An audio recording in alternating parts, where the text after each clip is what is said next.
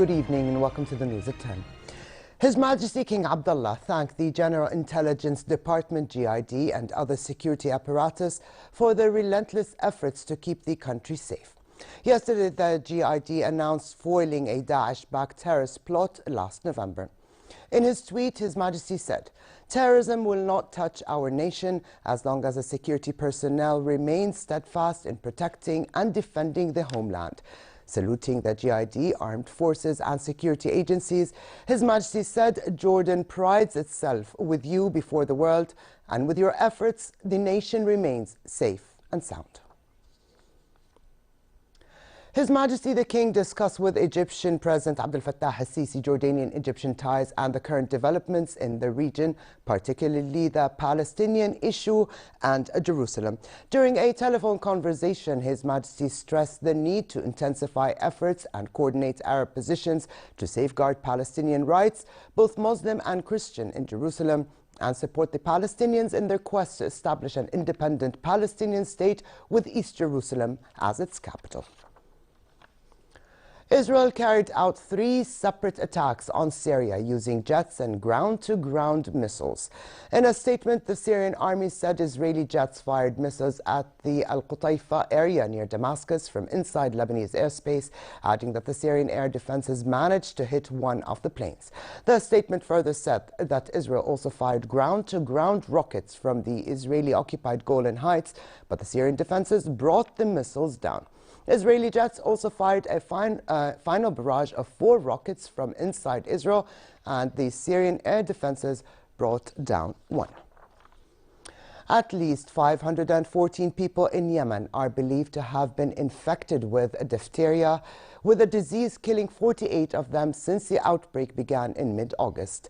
The World Health Organization warned that the spread of diphtheria was significantly more dangerous than the already widespread cholera because of its higher fatality rate. Almost 100 districts in Yemen have reported at least 1 case, with a heavy concentration in the province of Ib, which reported approximately 50% of the total infections across the country. We need to highlight that the age group that have been eaten most is the young adults, particularly the age group between 5 and 15 years of age, and the children under 5 years of age. Preparing the interview, just The rival Koreas moved toward reducing their bitter animosity during rare talks, with North Korea agreeing to take part in next month's Winter Olympics in South Korea.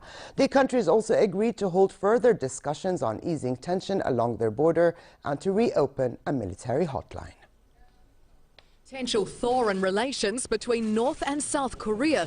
After 11 hours of discussion, the first talk since December 2015, the pair released a joint statement announcing they have agreed on negotiations to resolve problems as well as military talks aimed at averting accidental conflict. But Pyongyang says it will refuse to discuss its nuclear weapons. Regarding the nuclear issue, our strategic weapons, including atomic bomb, hydrogen bomb and intercontinental ballistic missiles, are only aimed at the United States, not our brethren.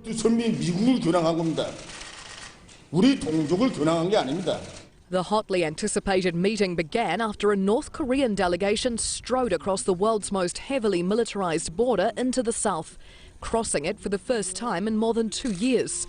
Seoul and Pyongyang kicked off the formalities with an optimistic outlook on the upcoming Winter Olympics, set to be held just kilometres away from the border next month.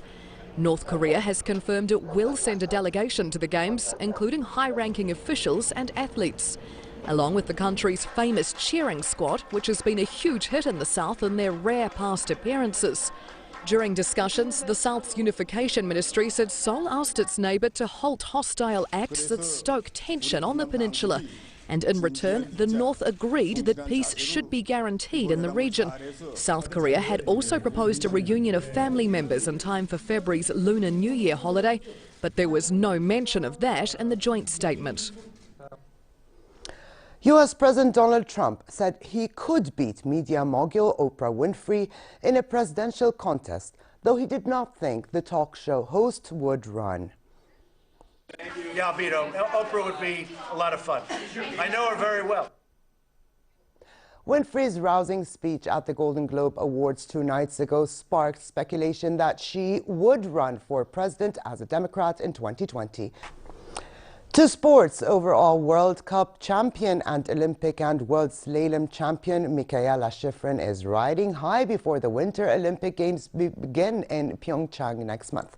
The 22-year-old American won her 40th career World Cup victory at Slovenia's Kranjska Gora Slalom 2 days ago, having won the giant slalom the day before. She also won World Cup events in Zagreb and Oslo in the first days of 2018. Other sticks for...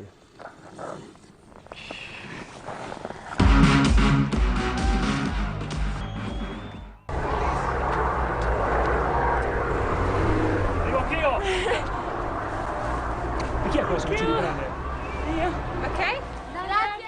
And finally, for a quick look at the weather, it will continue to be relatively cold across much parts of the kingdom with southeasterly light winds.